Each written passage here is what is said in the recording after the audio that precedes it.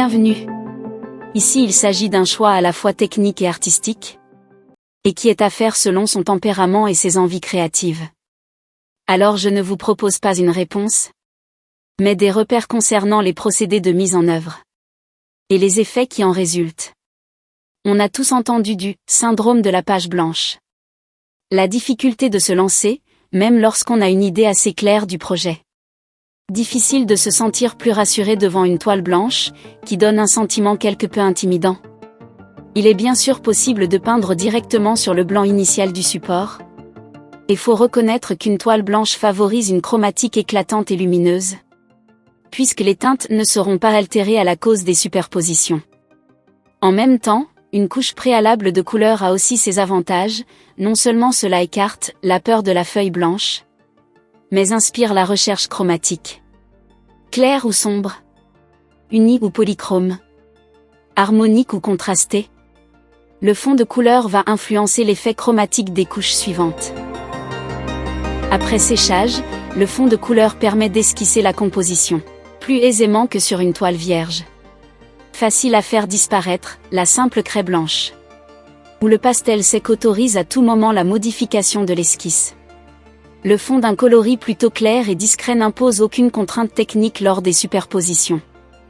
Un fond harmonique, proche de teintes prévues pour la suite, renforcera l'unité de la future composition et l'effet expressif de la couleur dominante. Une sous-couche d'un coloris vif ou sombre peut donner lieu à des effets particulièrement intéressants, mais va affecter les teintes superposées. Pour conserver leur éclat, les appliquer en couche opaque. Si, par chance, le fond ainsi préparé réveille l'inspiration, ou s'il correspond bien à une intention préalable. Parfois la toile ne demandera pas beaucoup d'intervention. Les éléments de la composition peuvent être peints par la suite au pinceau, au pochoir, ou en utilisant tout autre procédé. Le fait de préserver intactes certaines zones du fond texturé grâce à de tels procédés va donner à votre tableau une impression de spontanéité. En pratique, pour un fond uniforme, utilisez, de préférence, une peinture opaque par défaut. Et appliquez 2 couches en croisée. La première légèrement diluée, afin de pénétrer dans les pores du support. La deuxième, avec des mouvements perpendiculaires par rapport à la première. Un fond uni favorise l'unité chromatique de la future composition. Les teintes chaudes du fond vont tempérer la froideur des blancs. Un fond polychrome peut préfigurer l'effet chromatique de l'ensemble. Un fond en dégradé peut établir la disposition des zones chromatiques, sans les délimiter. Pour effacer les frontières. Dépasser avec les couleurs les unes sur les autres. Avant que la peinture ne commence à sécher. Pour prolonger le temps ouvert, assouplir la peinture avec un médium à peindre. La technique du pinceau sec permet de réaliser des transitions imperceptibles. Utilisez, de préférence, une brosse à coupe arrondie, éventuellement effilée. Chargez la brosse avec une faible quantité de peinture non diluée. Dispersez la couleur avec de mouvements en rond, légers et rapides. En couche fine la couleur sèche presque instantanément, ce qui évite les temps d'attente. La modulation lisse apporte une connotation de raffinement. Pour un fond texturé, des outils divers peuvent produire des empreintes ou du mouvement. L'éponge crée une texture granitée. Dans le frais, elle fait fondre les teintes et la texture sera plus discrète. Pour des empreintes plus marquées, attendre le séchage de la couche précédente. Le contraste entre les teintes superposées crée un effet de mélange optique. L'éponge permet de réaliser également des passages progressifs, avec la texture granitée en plus.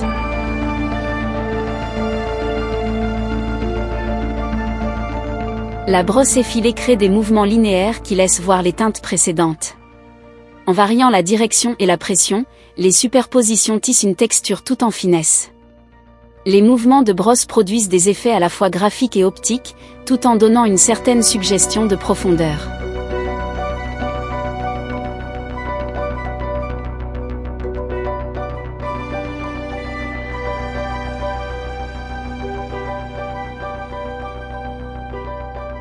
Pour une texture encore plus mouvementée, utilisez des procédés de mélange aléatoire. À l'aide d'un simple film plastique, on obtient des effets remarquables. Pressez le film plastique sur les flaques de peinture.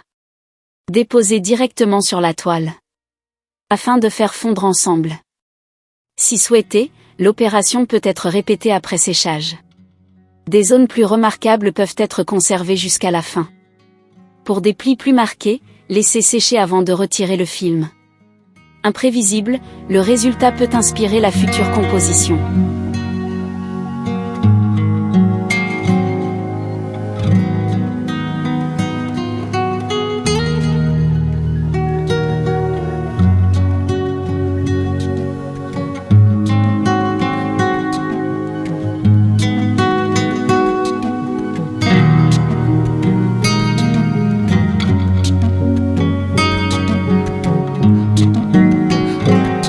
Pour un fond structuré en pleine pâte, utilisez une spatule.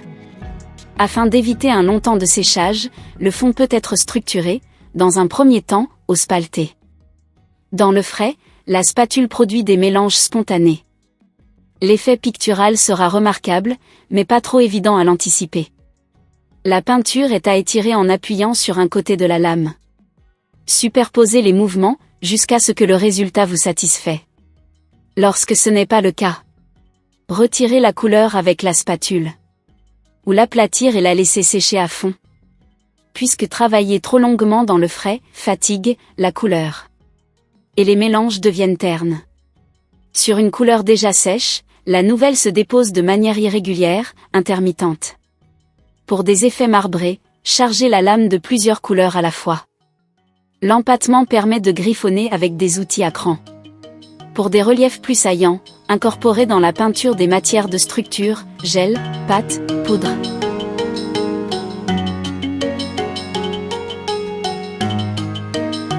La raclette en caoutchouc permet de réaliser des effets marbrés sur des plages plus amples que la spatule.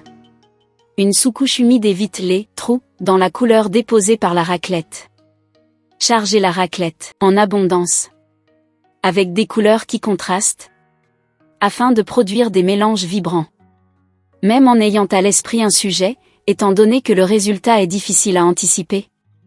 Parfois il convient mieux de concevoir la composition en fonction des effets obtenus, afin de préserver les plus heureux, et pour repeindre, après séchage, les zones moins réussies.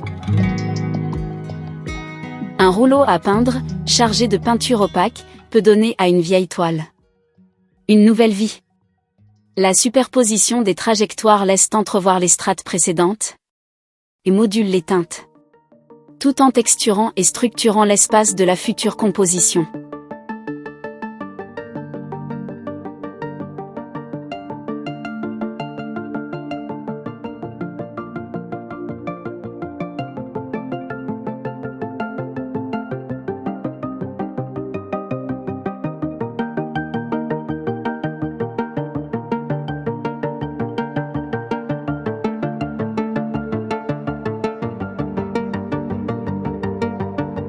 Le fait de préparer d'avance plusieurs toiles optimise les peintures et le temps, tout en attirant des idées créatives. Laissez-vous donc guider par vos envies créatives.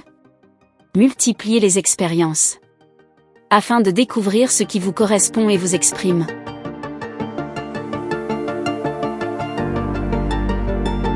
Nous vous présentons le guide de peinture, figuratif ou abstrait. Un e-book qui fait le point sur les diverses approches de la création, qui s'adresse à un public impatient de peindre, mais désireux de connaître les bases.